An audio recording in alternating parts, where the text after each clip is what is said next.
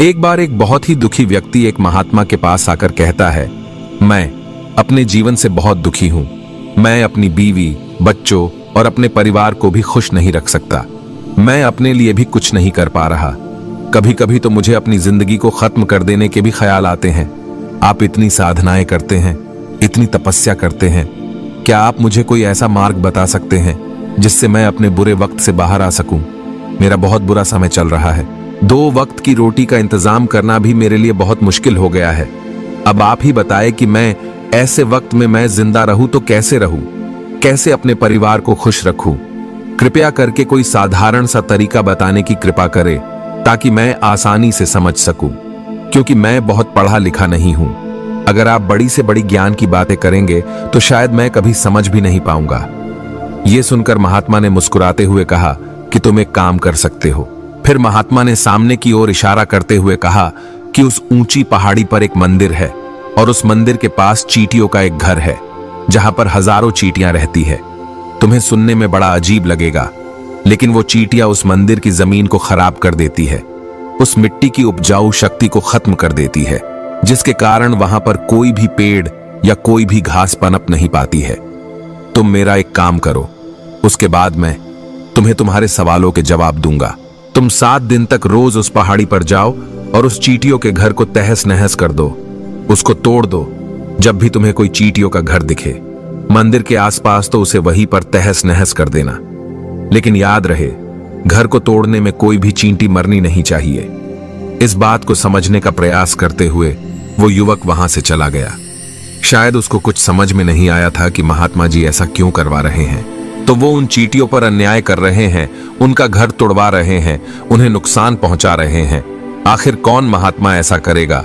लेकिन फिर भी उस महात्मा की बात मानते हुए वो अगले दिन से ही पहाड़ी पर जाना शुरू कर देता है। जब वो पहले दिन पहाड़ी पर पहुंचता है तो देखता है कि बहुत सारी चींटियां अपना खाना जुटाने में लगी हुई है। सारी चींटियां कतार से चल रही है और अनाज के छोटे छोटे कण उठाकर अपने घर में जमा करती जा रही है। ये देखकर पहले तो उस युवक का मन कमजोर पड़ गया। उसने सोचा कि ये इतनी मेहनत करके अपना घर भर रही है और मैं इनके घर को तबाह कर दूंगा तो इनको कितना बुरा लगेगा।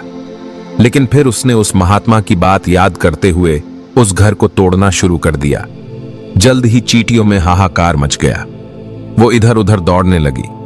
अभी तक जो कतार से चल रही थी अब वो बिखर गई और इधर उधर अपनी जान बचाने के लिए भागने लगी। थोड़ी देर में घर टूट गया और सारी चींटियां इधर उधर छुपने के लिए भाग चुकी थीं। ये करने के बाद वो युवक दुखी मन से वापस अपने घर पर लौट आया। उसका मन परेशान था, दुखी था, पश्चाताप से भरा हुआ था। फिर उसने अपने बिस्तर पर रात में लेटे लेटे ही सोचा कि अब तो उन चींटियों का घर तबाह हो चुका है, अब वहां वापस जाने का क्या फायदा होगा, क्योंकि चींटियों का घर तहस नहस करने के लिए महात्मा जी ने कहा था, जो मैं कर चुका हूं। लेकिन फिर कुछ सोचकर अगले दिन उसने फिर से जाने का निश्चय किया और अगले दिन सुबह सुबह उठकर वो वापस उसी पहाड़ी पर पहुंच जाता है। पहाड़ी पर पहुंचकर वो उसी जगह पर पहुंचता है जहां पिछले सुबह उसने उस घर को तहस नहस कर दिया था। लेकिन वो ये देखकर चौंक जाता है कि उन चींटियों ने फिर से अपना घर उसी जगह पर बना लिया था और अब वो फिर से अपने घर के लिए सामान इकट्ठा करने में जुटी हुई थी। उस आदमी को देखकर लगा कि ये चींटियां कितनी मूर्ख है। इनको पता है कि कल ही इनका घर इसी जगह पर तबाह किया गया था और उसी जगह पर उन्होंने अपना नया घर भी बना लिया। और ये सोचकर वो आदमी हंसने लगा। लेकिन फिर से महात्मा की बात याद करते हुए उसने उन चींटियों का घर फिर से तबाह करना शुरू कर दिया। फिर से उन चींटियों में हलचल मच गई और थोड़ी देर में वो चींटियां इधर उधर अपनी जान बचाने के लिए भागने लगी। कुछ ही देर में उनका घर फिर से नष्ट हो गया और वो युवक थोड़ा संतोष के भाव से कि इस बार तो मैं अच्छी तरह से उस घर को तबाह कर दिया है, अब तो वो चींटियां यहां पर अपना घर बना ही नहीं पाएंगी।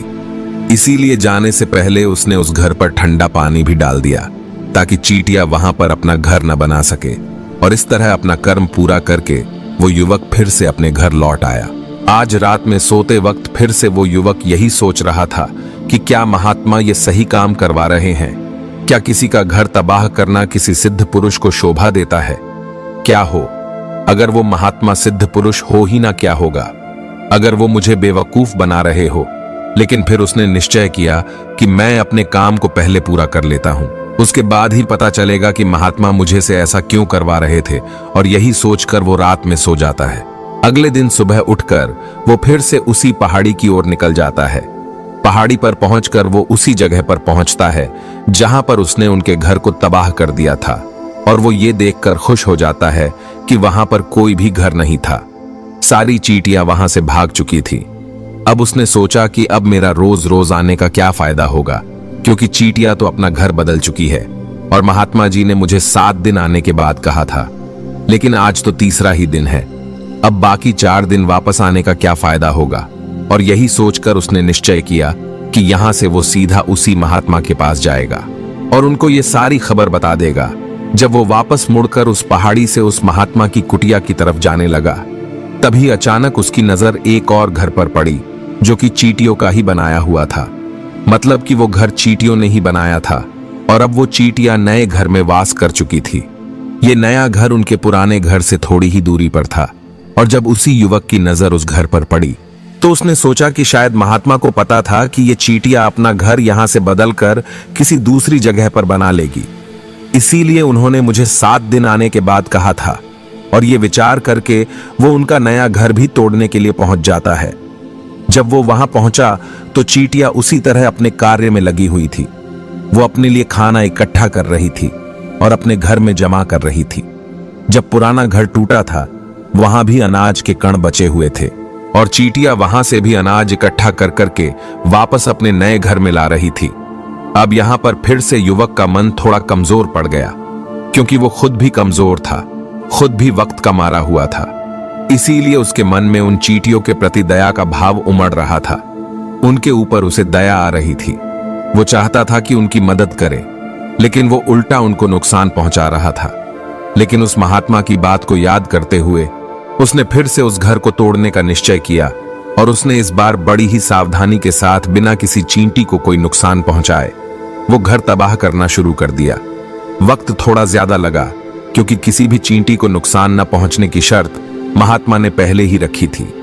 इसीलिए उसको बड़ी सावधानी के साथ उन घरों को तबाह कर रहा था। लेकिन आखिरकार उसने उस घर को भी तबाह कर दिया, और उस घर को तबाह करने के बाद वो बड़े ही दुखी मन से, इस बार वो पहले से भी ज्यादा दुखी था, क्योंकि उसने उनका नया घर भी तोड़ दिया था। वो उन चींटियों को बसने ही नहीं दे रहा था, और वो अब अपने आप को शैतान या दानव समझने लगा था। लेकिन फिर भी उस महात्मा की बात को मानते हुए वो अपने घर पर दुखी मन से वापस आ गया। रात में सोने से पहले एक बार उसने फिर से सोचा कि मैं कितना बड़ा शैतान हूं, कितना बड़ा दानव हूं। पुराना घर तो छोड़ो, मैं उन चींटियों को कहीं भी बसने के लिए कोई जगह ही नहीं दे रहा हूं। वो चींटियां मेरे बारे में क्या सोचती होगी? वो कितना बड़ा दानव होगा उस परमात्मा को जो मेरे द्वारा ये काम करवा रहा है। लेकिन फिर भी उसने अगले दिन जाने का निश्चय किया, और अगले दिन सुबह सुबह वो फिर से वहां पर पहुंच गया। वो ये देखकर फिर से आश्चर्यचकित रह जाता है कि इस बार चींटियों ने एक और नई जगह पर अपना घर बना लिया था। वो तो पहले से भी ज्यादा ऊर्जा के साथ काम कर रही थी, और उन्होंने एक रात में पहले से भी बड़ा घर बना लिया था, और अब वो फिर से अपना अनाज और खाना इकट्ठा करने में जुटी हुई थी। ये देखकर उस आदमी को लगा कि ये चींटियां किस मिट्टी की बनी हुई है। मैं उनको बार बार यहां से भगाने की कोशिश कर रहा हूं, और ये वहीं पर अपना घर बना लेती है। क्या इनको पता नहीं है कि मैं यहां पर कभी भी बसने नहीं दूंगा? ये चींटी है, दिखने में इतनी छोटी है, लेकिन फिर भी ये मुझसे हार नहीं मान रही है। बड़ी ताज्जुब की बात है। और इस बार उसने गुस्से में उस घर को तहस नहस करना शुरू कर दिया। लेकिन इस बार तहस नहस करते हुए कुछ चींटियां वहीं पर मर गई, उसके पैरों तले कुचल दी गई। कुचलने के बाद जब वो अपने अहंकार से बाहर आया तो उसने देखा कि गुस्से में उसने उन चींटियों को कितना क्षति पहुंचा दी है। उसका मन पश्चाताप से भर गया, और वो रोता हुआ अपने घर की तरफ बढ़ गया। रात में सोते वक्त उसने सोचा कि मैं उन चींटियों पर बहुत ज्यादा अत्याचार कर रहा हूं, अब इससे ज्यादा अत्याचार मैं नहीं कर पाऊंगा। और यही सोचकर वो अगले दिन उन चींटियों के लिए अपने घर से थोड़ा आटा लेकर उसी पहाड़ी पर पहुंच जाता है। आज उसके मन में उन चींटियों के प्रति श्रद्धा का भाव था, दया का भाव था। आज वो उनकी मदद करना चाहता था, और जब वो वहां पर पहुंचा तो चींटियां फिर से अपने नए घर को बनाने में जुटी हुई थी। उसने बड़े ही करुणा के साथ उन चींटियों को अपना लाया हुआ आटा खिलाया। अगले 7 दिनों तक वो ऐसा ही करता रहा। वो रोज सुबह जाता, उन चींटियों को अपने हाथों से आटा खिलाता। 7 दिन के बाद वो युवक उस महात्मा के पास पहुंचकर हाथ जोड़कर बोलता है कि हे महात्मा जी, मुझे माफ कर देना। मैंने उन चींटियों का घर तबाह करने के लिए बहुत कोशिश की। मैंने उनका घर तबाह किया भी। 1 बार नहीं 4 बार मैंने उनका घर तोड़ा।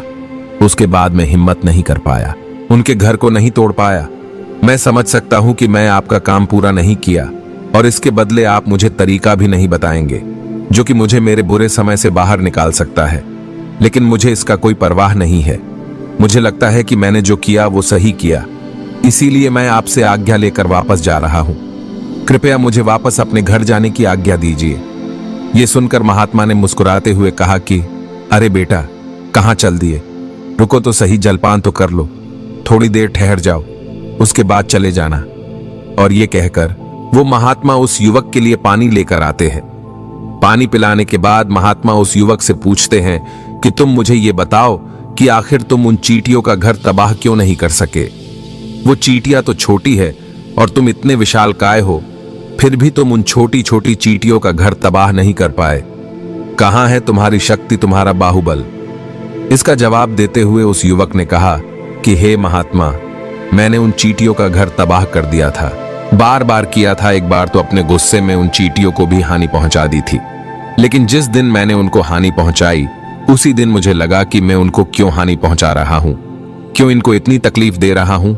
और उसी दिन से मैंने उनको क्षति पहुंचाने की वजह, नुकसान पहुंचाने की वजह, उनकी सहायता करनी शुरू कर दी। ये सुनकर उस महात्मा ने कहा कि ये ही तो सीखने की बात है।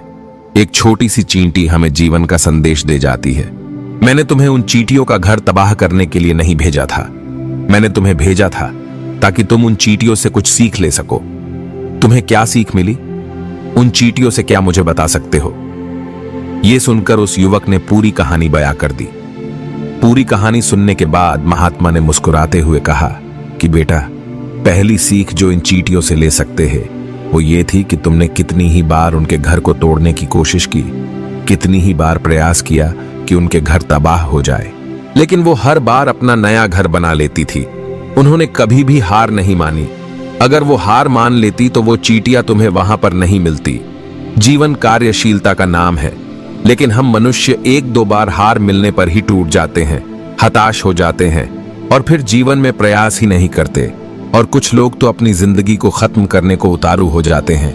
लेकिन जानवरों में तुमने एक बात देखी होगी कि वो अपना जीवन खुद से कभी खत्म कर ही नहीं सकते हैं। तुमने कभी नहीं सुना होगा कि किसी जानवर ने आत्महत्या कर ली, चाहे वो जानवर कितना भी भूखा क्यों ना हो, कितना ही दुखी क्यों ना हो, लेकिन वो अपने जीवन के लिए हमेशा संघर्ष करता रहता है। लेकिन वही दूसरी तरफ हम मनुष्य 1-2 बार हताश होने पर ही अपना जीवन खत्म कर लेते हैं। जीवन तो कर्मशीलता है, कर्म करने का नाम है। जीवन और मृत्यु आखिरी विश्राम है, परम विश्राम है। इसीलिए मृत्यु से पहले कर्म करना कभी मत छोड़ना, क्योंकि मृत्यु के बाद तो तुम परम विश्राम में चले ही जाओगे। तो उससे पहले कर्म करना क्यों छोड़ रहे हो? क्यों हताश हो रहे हो? अगर तुम्हारा एक घर टूट गया है तो दूसरा घर बनाने का प्रयास करो, कोशिश करो, और कोशिश करने वालों की कभी हार नहीं होती। ये तुम उन चींटियों से देख चुके हो। देखने में तुमसे कितनी छोटी है वो चींटियां और तुम इतने बड़े हो, लेकिन उनका मन तुम्हारा मन से इतना बड़ा है, इतना विशाल है, इतना दृढ़ संकल्प है कि इतनी बार घर टूटने पर भी उन चींटियों ने कभी हार नहीं मानी। दूसरी सीख ये है कि जब भी हमारे ऊपर बुरा समय आता है, हमें लगता है कि ये समय कभी नहीं जाएगा, ये समय मेरे जीवन को बर्बाद कर देगा, मुझे कभी नहीं जीने देगा। और अपने इन्हीं ख्यालों से, अपने इन्हीं विचारों से, जिसका असलियत में कोई भी अस्तित्व नहीं है, वो सिर्फ विचार है, और वही विचार हमारे मन को दुखी कर देती है और इसीलिए हम प्रयास करना भी छोड़ देते हैं। लेकिन तुम खुद सोचो कि बार बार प्रकृति हमें क्षति पहुंचाएगी, नुकसान पहुंचाएगी, लेकिन कब तक पहुंचाएगी? अगर हम बार बार फिर से उठ के फिर से नया प्रयास करते रहेंगे तो प्रकृति भी हमारे सामने घुटने टेक देगी और वो भी एक दिन हमारे ऊपर दयावान हो जाएगी, कृपालु हो जाएगी और वो हमें सब कुछ देने लगेगी जिसकी हमने कभी कामना की थी। तुमने खुद देखा कि तुम उन चींटियों को तबाह करने के लिए पहुंचे थे, लेकिन बाद में तुम ही उन चींटियों को अनाज और आटा देने लगे। तुम ही उन पर कृपालु हो गए। क्यों हुए? क्योंकि तुमने देखा कि वो चींटियां हार ही नहीं मान रही है। इसी तरह अगर तुम भी अपने जीवन में कभी हार नहीं मानोगे तो एक न एक दिन ये प्रकृति तुम्हें वो सब कुछ देगी जो तुम अपने जीवन में पाना चाहते थे। इसीलिए 2 सीख याद रखना, कर्मशीलता कार्य करते जाना, और दूसरा कि एक न एक दिन प्रकृति तुम्हारी उस कर्म का परिणाम तुम्हें जरूर देगी। तो दोस्तों, मैं आशा करता हूं कि आपको इस वीडियो से काफी कुछ सीखने को मिला होगा। तो फिर मिलते